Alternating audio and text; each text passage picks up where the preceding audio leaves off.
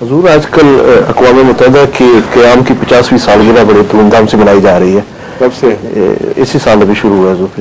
50 سال ہو گئے اقوام متحدہ. اسلام میں مجھے یہ نہیں سمجھ آ رہی کہ اس کی سالگرہ پیدائش کی یا موت کی؟ کٹھی دونوں چیزیں کٹھی ہوئی ہے. کیونکہ میرے نزدیک تو مر چکی ہے. پہلے کھلم کھلا بیان کر چکا ہوں. جو میرے گلف کے خطبات تھے ان میں کھول کے واضح کر دیا تھا کیوں مر چکی ہے. اور اب بھی ایک لاشا گھسیٹ رہے ہیں. اور جب وہ بہانے بناتے ہیں یونائٹڈ نیشنز کے افسران کہ ہمارا وقار ہو رہا ہے اور ہم دنیا میں اچھی نظر سے دیکھے جا رہے ہیں، تو خود ان کے انگریز کامنٹیٹر اچھا خاصا مذاق اڑاتے ہیں. ان کی آپ نے بات سنی لیکن ہمیں پتہ ہے کیا ہو رہا ہے. محض اجارہ داری ہے، اس کے سوا کچھ نہیں. اور انصاف کا تو تصور ہی نہیں، جتھا بندی کا تصور ہے. کون کس جتھے کے ساتھ ہے اور کتنی اس میں طاقت ہے، اس کا اظہار ہے. اگر اتفاقاً وہ لوگ حق پر تو حق میں فیصلہ ہو جائے گا. اکثر چونکہ حق پر نہیں ہوتے اس لیے ناحق فیصلے ہوتے ہیں.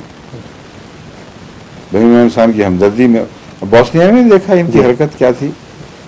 اب نے اسرائیل کے معاملے میں جو 48 ان کے ریزولوشنز تھے، 27 جو بڑے سخت تھے کلیتاً کہ یہ اسرائیل نے لازماً کرنا ہے، تمام سیکورٹی کونسل کا مشترکہ فیصلہ ہے.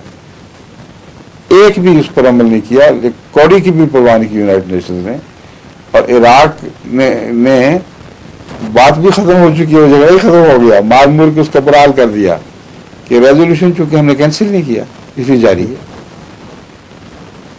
یعنی ناانصافی، بے حیائی، کھلے بندوں، اس قسم کی دیدہ دلیری ہے کہ یہ سمجھتے ہیں ساری دنیا پاگل ہے جن کو جو سمجھ نہیں آئے گی.